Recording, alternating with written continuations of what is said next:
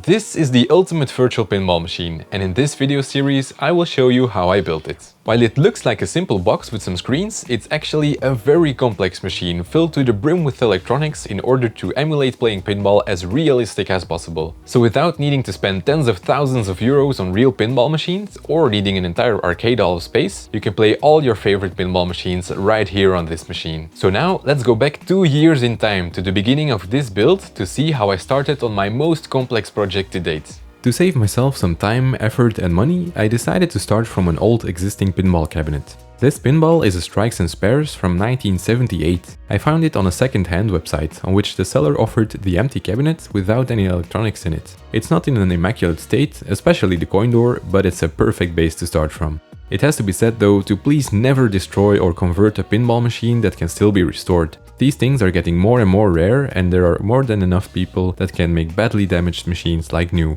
The cabinet I found was empty, so restoring it was not realistically possible. Anyway, I started by stripping any leftover things in the cabinet, like the wooden rails that the playfield used to rest on, and this plank with the tilt bump on it. All metal parts need to come off, so I removed the coin door, its frame and the side rails. The metal sheet inside the backbox also isn't necessary anymore. I also removed the old bottom by chiseling out the bottom edge it rests on. It's a thin particle board that's in bad shape, so it won't hold the weight of all the electronics I'll put in the cabinet. Finally, I can turn around the body and some weight pushes out the bottom. After stripping, it's time to start sanding the old paint off the cabinet. I want to put new decals on the machine, so they need a good base to stick onto. It took me several days to completely sand the cabinet body as well as the backbox, but the end result looks really nice and clean. This really feels like a new start for the cabinet. Now that the cabinet is sanded, I can start putting some of the larger parts in. The most important one is of course the playfield TV. It will sit in the cabinet and display a digital recreation of a pinball playfield. This way, lots of different pinballs can be shown without having to swap physical elements. I chose a 4K TV for the playfield to have a lot of detail. It has a 40-inch diameter, which is the largest size that will fit in a standard body.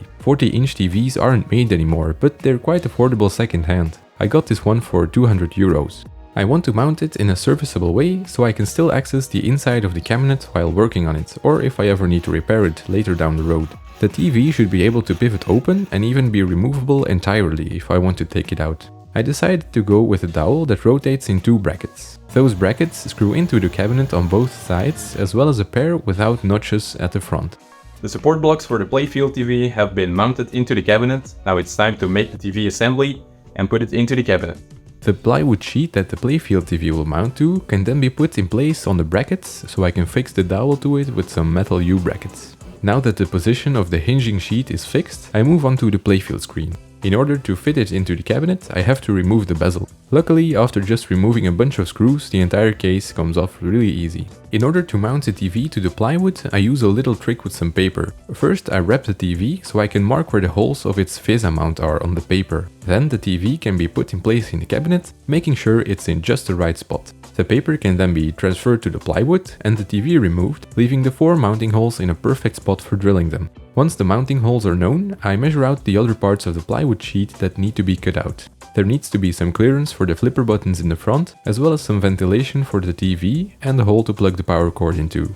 After carefully measuring, I cut out everything with a jigsaw. This doesn't need to be perfectly square, as it will never be visible when the machine is closed. After cutting, I can put the sheet onto the screen and fix it with some bolts and washers. The entire assembly can then be inserted into the cabinet for an awesome hinging mechanism.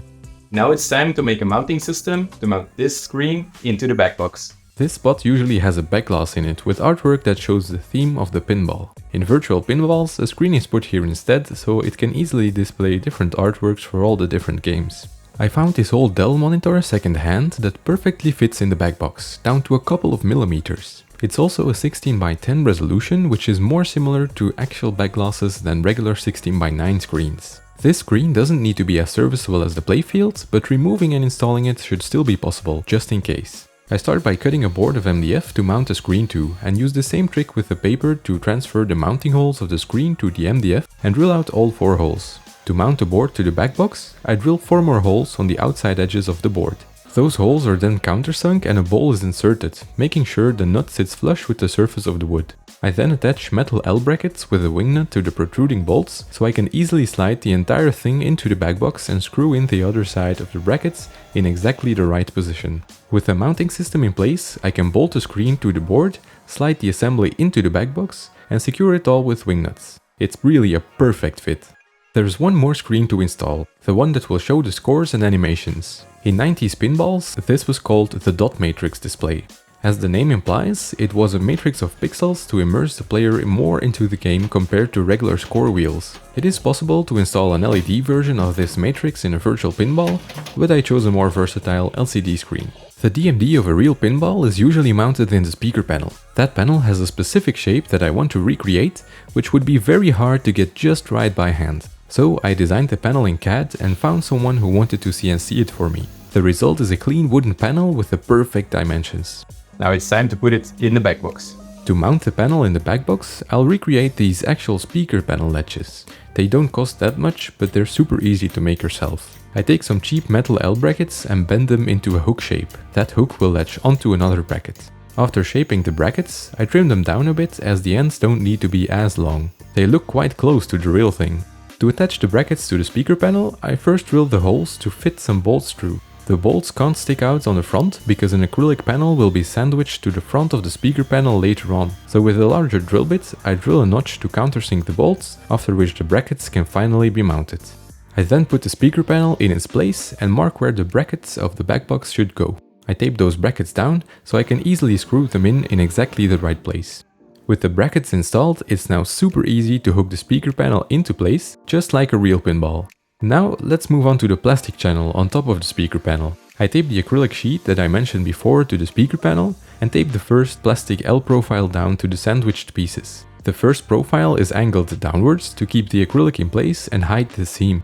I then tape the second profile, this time angled upwards. This will hold the acrylic translight that covers the backbox screen. With everything taped together, I carefully drill some small pilot holes through the plastic profiles into the wooden panel. Equally cautious, I then screw in some small screws to hold the profiles permanently into place. I also screw in some of these 3D printed plastics that will make sure the translight sits flush with the front of the speaker panel and doesn't fall off the back. The next thing to mount are the speakers and their grills. I mark where I need to drill holes and then drill 4 holes per speaker and 4 holes for the grills. Finally, I'll need to mount the LCD screen that I'll use as a DMD. It's a special narrow screen that is a perfect fit for this. I lay it in place, mark where the mounting holes are and drill them out, making sure to countersink them so the bolts sit flush in the front. As a finishing touch, I also paint the inside border of the hole for the LCD screen black, otherwise the wood color would be visible. Now that the most important screens can easily be installed, it's time to move on to some more woodwork. The bottom of the cabinet is one of them. To allow mounting electronics to it, I'll replace it with some sturdier 12mm plywood. First, I apply wood glue around the entire cabinet and then put in the new bottom. I put on some weight to keep it down and use a nail gun to attach it to the cabinet. The bottom can be left to dry while I take a small block and make a notch in it. That block mounts to the underside of the playfield TV. Another block mounts to the inside of the cabinet, to which I attach the original prop arm. That metal rod keeps up the playfield when it's opened up, making it even easier and safer to work on something underneath. The playfield screen takes up most of the visible space of the cabinet body, but I mounted it a bit to the back, as real pinballs also have an empty space in front that is filled up by an apron, and plastic or metal part that also houses the instruction cards. I want a virtual pinball to be as realistic as possible, so I'll install an apron as well. I start by cutting some riser blocks and marking where I want them on the playfield. Pre-drilling is always a good idea to prevent the wood from splitting. The risers then screw into place, after which an additional top piece can be added. This piece will be the base to which some artwork can be mounted. A final piece is added to cover the space between the top of the apron and the playfield screen. To get an idea of how it will look, I cut a small piece of plywood that fits in place of the apron. Awesome! Everything is nicely covered up. This will be great. Most of the woodwork has been done, so now it's time for some paint. I start by taping off everything that does not need paint. I decided not to paint the entire outside of the cabinet body, only the very edges, as that is how it was done back in the 90s. These edges need some paint because they will show from underneath the decals, as the decals will be trimmed a couple of millimeters short to prevent them from coming loose by scraping along the edges. In hindsight, these edges could have been at least a centimeter, as the decals will get trimmed a bit too much in some places. Everything is now nicely masked and ready for paint. In the next video, I'll prime and paint the entire cabinet, as well as do some of the most stressful parts of the build, drilling extra holes and applying decals. Let's hope all goes well. It would be awesome to hear what you think about the build so far, and if you're curious to see how I got this end result, subscribe to follow the progress. I hope to see you in the next video. Bye!